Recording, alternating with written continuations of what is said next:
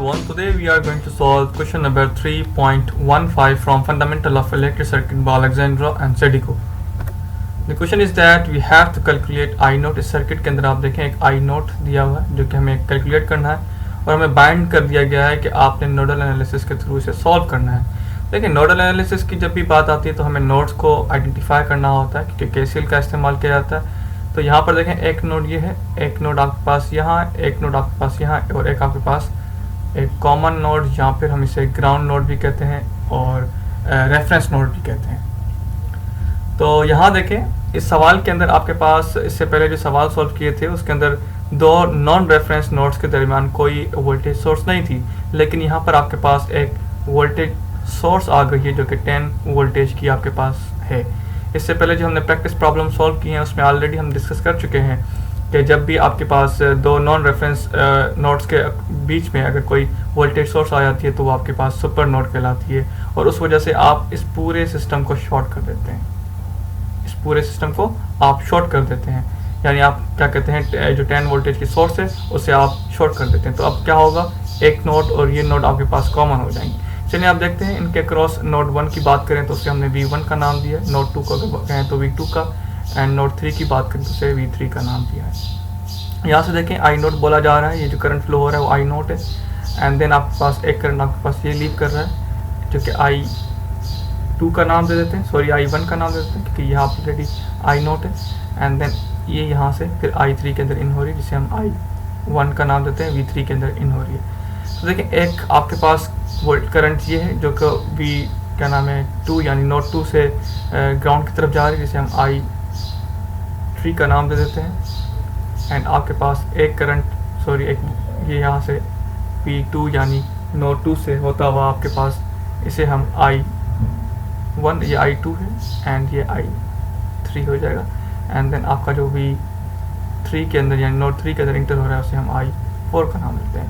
देखिए अगर हम एट सुपर नोड की बात करें, सुपर नोड की हम बात करें तो यहाँ पर करंट की क्या कंडीशन है एनालाइज करने। तो देखिए एक करंट आपके पास आई नोड है जो कि लीव कर रहा है V1 से, क्योंकि ये तो अभी सुपर नोड हो गई, एक ही नोड कहलाएगी। तो हम क्या करेंगे आई नोड जो कि लीव कर रहा है, एंड देन आपके पास I1 जो कि आपके पास ये लीव कर रहा है जिसे हमने प्लस I1 का नाम दिया, एंड उसके बाद आपके पास ये सारी सुपर नोड है तो V2 का ये जो करंट फ्लो कर रहा है I2 यानी जिसे हम नाम दिया हुआ है I2 and then plus I3 भी लीव कर रहा है, and then is equals to 0।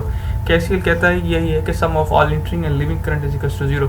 यहाँ पे हमने लिविंग करंट जितने भी हैं सबको हमने पॉजिटिव कंसिडर किया, ये देखिए आपने यहाँ रख लिया और इज इक्वल्स टू 0 हो जाता है। देन आप देखें आई नोट क्या है आपके पास, I note is equals to simple V is equals to IR। अगर यहाँ पर लगाएं तो आपके पास देखें यहाँ पर आपके पास ये 6 ओम 6 mho है यानी कंडक्टेंस है। अगर इसको हम रेजिस्टेंस में कन्वर्ट करें क्योंकि हमें पावर डेसिपेट जो हो रही है रेजिस्टेंस C की कैलकुलेट करनी है तो हमने इसे सिंपल 1/6 कर दिया। रेजिस्टेंस अपोजिट होता है कंडक्टेंस के, इसे हमने 1/5 कर दिया एंड इसे हमने 1/3 कर दिया। तो सिंपल क्या करेंगे यहाँ पर V1/1/6 जो कि इजिकल्स टू 6V1 हो जाएगा। Then I1 is equals to आपके पास 2 एम्पेयर है जो कि ऑलरेडी दिया हुआ है सर्किट के अंदर, ये फ्लो कर रहा है। एंड देन आपके पास अगर आगे चलें और यहाँ पर हम I2 की बात करें तो आपके पास आ जाता है V2/1/6 1/5 जो कि इज इक्वल्स टू आपके पास होता है 5V2। और उसके बाद I3 की बात करूँ तो मैं देखें I3 क्या कर रहा है, करंट यहाँ से फ्लो कर रहा है V2 टू आपके पास V3 और यानी नोड 3 के पास जा रहा है, और हम सॉल्व कहाँ से कर रहे हैं, सुपर नोड से कर रहे हैं। तो ये क्या हो जाएगा V2 माइनस V3, डिनोमिनेटर में आपके पास मो कितना है यानी कंडक्टेंस 1/3 है, तो ये आपके पास I3 हो जाएगा is equals to 3V2 minus 3V3। और अगर मैं I4 की बात करूं तो I4 आपके पास यहाँ पर है 4 एम्पेयर, कि हमें अभी इक्वेशन जो ये हमने अभी सॉर्ट आउट की जिसे हमने 1 का नाम दिया है, इसे सॉल्व करनी तो सिंपल आई नोट की वैल्यू क्या है ऑलरेडी कैलकुलेटेड है जो कि 6V है, जो कि 6V1 है, एंड देन प्लस I1 की अगर बात करूं तो ये ऑलरेडी यहाँ पर है जिसे हमने 2 एम्पेयर कहा है, एंड देन आपके पास आता है I2 जो कि ऑलरेडी यहाँ पर है जो कि यहाँ पे कैलकुलेट किया है जो कि 5V है प्लस 5V2, एंड देन उसके बाद I3 की बात करूँ तो जो कि हमने यहाँ पे कैलकुलेट किया है, जो आ रहा है plus 3v2 minus 3v3 and then is equals to 0। जब आप इस इक्वेशन को सिंप्लीफाई करेंगे तो आपके पास कुछ इक्वेशन इस तरह बनेगी, 6v1 plus 8v2 minus 3v3 and is equals to minus 2। ये आपके पास इक्वेशन नंबर 2 का नाम दे देते हैं। देन फर्दर आगे चलते हैं। देखिए अभी तो हमें सुपर नोड का हमें पता चल गया, सुपर नोड क्या थी और उसकी इक्वेशन हमने निकाली। देखिए एक रूल ये होता है कि जब भी सुपर नोड आती है तो आपने आपके जो रेजिस्टेंस होते हैं इनको आप शॉर्ट करके आपने लूप लगाना होता है। जैसे कि यहाँ पर मैं अगर यहाँ लूप लगाऊँ तो वहाँ पर एक लूप लगाना होता है, जो जिसे हमने कोई एक करंट है जो कि फ्लो कर रहा है यहाँ से। तो इसे कैसे करेंगे हम, तो देखें सॉरी करंट आपका इस डायरेक्शन में फ्लो कर रहा है, तो ये यहाँ से ये होता हुआ यूँ जा रहा है, तो यूँ जा रहा है। तो अगर इसे सॉल्व करें तो आपके पास देखें यहाँ पर एक वोल्टेज है जो कि यहाँ नेगेटिव जिसकी V2 है और यहाँ पर पॉजिटिव है। तो यहाँ पर आपके पास आ जाता है, यहाँ से यूँ फ्लो कर रहा है करंट और यूँ जा रहा है, तो आपके पास माइनस V2 सॉरी यहाँ पे लूप 8 सुपर नोड लूप, यहाँ पे हमने KCL का इस्तेमाल कर रहे हैं, KVL का। तो यहाँ पे जब KVL का इस्तेमाल होगा तो क्या होगा, माइनस V2 देखें यहाँ पे नेगेटिव यहाँ है एंड प्लस यहाँ साइन है, then minus V2 and then उसके पास सॉरी माइनस 10 वोल्ट जो कि आपके पास ये है, एंड देन उसके पास ये V1 और यहाँ पर आपके पास ग्राउंड है, यहाँ पे पॉजिटिव है, तो plus V1 is equals to 0। जब आप इसको सिंप्लीफाई करेंगे तो आपके पास कुछ इस तरह बनेगी, V1 is equals to V2 plus 10। ये मैंने इसलिए वैल्यू निकाली है क्योंकि हमने ये सब्स्टिट्यूट करनी है इक्वेशन नंबर 2 के अंदर। ये इक्वेशन नंबर 3 का नाम दे देते हैं। और उसके बाद अगर हम आगे चलें और नोड 3 की बात करें तो वहाँ पे देखें आपके पास एक करंट है जो कि सिंपल I1 है जो कि यहाँ पर इंटर हो रहा है, एंड देन I4 इंटर हो रहा है, then I1 plus I4 inter हो रहा है एंड प्लस I3 भी आपके पास इंटर हो रहा है इज इक्वल्स टू 0। तो I1 ऑलरेडी हमने कैलकुलेट यहाँ पे दिखा दिया भी हुआ है जो कि आपके पास 2 एम्पेयर है, एंड देन प्लस I4 जो कि ऑलरेडी हमने कैलकुलेट किया है जो कि आपके पास 4 एम्पेयर है, एंड प्लस I3। देखिए I3 यहाँ पर चेंज होगा, I3 यहाँ पर बिल्कुल V3 माइनस V2 अपॉन 1/3 होगा। उसकी वजह ये है कि हम अब नोड 3 को यानी कि नोड 3 को सॉल्व कर रहे हैं, उसको देखते हुए हमारे पास करंट जो होगा I3 ये आएगा, यानी I3 आपके पास आ जाता है 3V3 माइनस 3V2। तो यहाँ पर सिंपल वैल्यूज पुट करें, 3V3 minus 3V2 is equals to 0। जब आप इसको सिंप्लीफाई करेंगे तो आप हमें मिल जाएगा V2 यहाँ से is equals to V2 plus 2 आपके पास आ जाता है। इसे हम इक्वेशन नंबर 4 का नाम देते हैं। देखिए आपके पास अभी यहाँ पर अभी तक हमने V1 और V3 को कैलकुलेट किया है, जो कि V1 आपके पास इक्वेशन नंबर 3 का नाम दिया गया और V3 को हमने इक्वेशन नंबर 4 का नाम दिया है। और अब ये 3 और 4 इक्वेशन अगर हम इस इक्वेशन नंबर 2 के अंदर सब्स्टिट्यूट करेंगे तो आपके पास V1 मिल जाएगा, सॉरी V2 मिल जाएगा। चलते हैं इसको सब्स्टिट्यूट करते हैं। देखें 6 आपके पास V2 प्लस 10 जो कि आपके पास V1 था, V2 प्लस 10 जो कि ऑलरेडी कैलकुलेटेड है, then plus 8 V2 and then plus sorry minus जो कि इक्वेशन के अंदर ऑलरेडी है minus 3 V2 plus 2 is equals to minus 2। जब हम इस इक्वेशन को सिंप्लीफाई करेंगे तो चलो सिंप्लीफाई कर ही लेते हैं हम खुद। 6 V2 plus 60 then plus 8 V2 minus 3 V2 and then plus 6 is equals to minus 2। जब इसको फर्दर सिंप्लीफाई करेंगे तो आपके पास यहाँ से V2 आपके पास आ जाता है माइनस 56/11।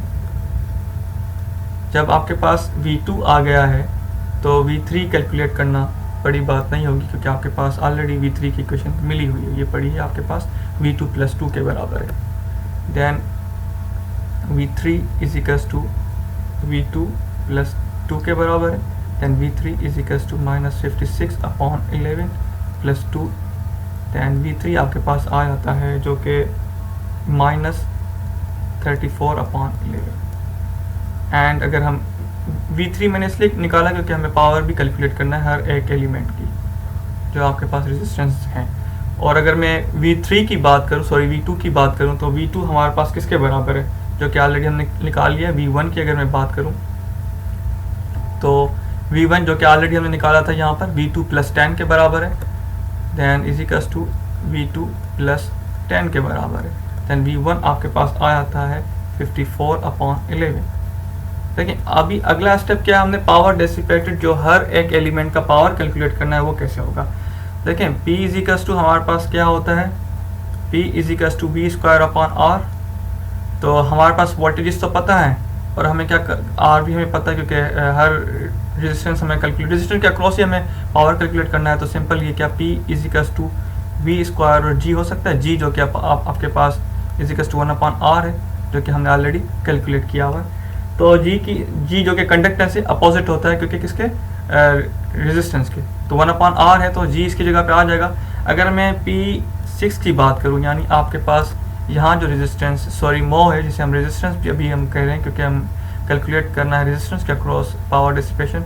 तो जो ये 6 है तो यहाँ पर देखें तो 6 है तो यहाँ पर आपके पास वोल्टेज V1 के पास जो वोल्टेज होगा यहाँ पर यही वोल्टेज आपके पास यहाँ पर होगा इस रेजिस्टेंस के पास।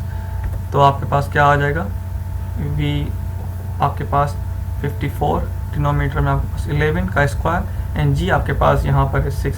देन हमारे पास पावर आ जाता है सिंपल 144.6 वाट। आपके पास ये रेजिस्टेंस 6 के पास यहाँ पर कंडक्टेंस 6 के पास। अगर हम P5 की बात करें, P5 यानी कि आपके पास ये जो आपके पास रेजिस्टेंस है यहाँ पर 1/6 जो कि कंडक्टेंस 5 है, रेजिस्टेंस आपके पास 1/6 है। तो हम इसको कैलकुलेट कैसे करेंगे, सिंपल इज इक्वल्स टू आपके पास V² और G मैंने ऑलरेडी बताया कि 1/R के बराबर था। P5 is equals to V कितना है आपके पास, यहाँ पर आपके पास आ रहा है -56/11 देन मल्टीप्लाई विद G जो कि 5 है। तो आपके पास P5 आ जाता है इज इक्वल्स टू 129.6 वाट। अभी जो हमें कैलकुलेट करना है सिंपल आखिरी जो रेजिस्टेंस है 1/3 जो कि बहुत ज़्यादा कन्फ्यूजन क्रिएट करती है बच्चों के लिए। यहाँ पर हमारे पास करंट क्या फ्लो कर रहा है 1/3। तो हमने 1/3 की इक्वेशन क्या निकाली हुई है जो कि आपके पास ये यानी कि ये आपके पास इक्वेशन है। तो सिंपल हमारे पास V3 भी पता है, हमें V2 भी पता है, तो I3 निकालना कोई बड़ी बात नहीं होगी यहाँ पर। Then simple I3 is equals to आपके पास क्या है 3V2 and then -3V3। Then I3 जब इसके अंदर आप सब्स्टिट्यूट करेंगे V2 और V3 की वैल्यू तो आपके पास आ जाएगा -6 ampere is equals to -6 ampere. Then हमें कैलकुलेट क्या करना है पावर। देन पावर कैलकुलेट करना है तो सिंपल हमने वही एक और formula P is equals to I²R होता है हमें पता है। Then P is equals to I हमें पता है -6 का स्क्वायर एंड R हमारे पास 1/3 क्या है 3 है। Then power is equals to आपके पास आ जाती है, देन पावर आपके पास P3 जिसे हम नाम दिया आ जाती है जो कि आपके पास 12 वाट। मैं उम्मीद करता हूँ आपको ये सवाल बखूबी समझ में आ गया होगा। थोड़ा लेंथी था, कन्फ्यूजन सिर्फ और सिर्फ आखिरी पावर निकालने के लिए यानी 3 ओम का मोर यहाँ पे 1/3 रजिस्टर के अक्रॉस वहाँ पे आती है। तो बाकी सवाल सिंपल था, सुपर नोट थी, सिंपली सॉल्व किया है हमने। अगर कोई भी सवाल आपके माइंड में फिर भी आता है तो ज़रूर कमेंट बॉक्स में कमेंट करें, उसका आंसर आपको दे दिया जाएगा। Bundle of thanks for watching. Like करें, सब्सक्राइब करना मत भूलिएगा और शेयर करें।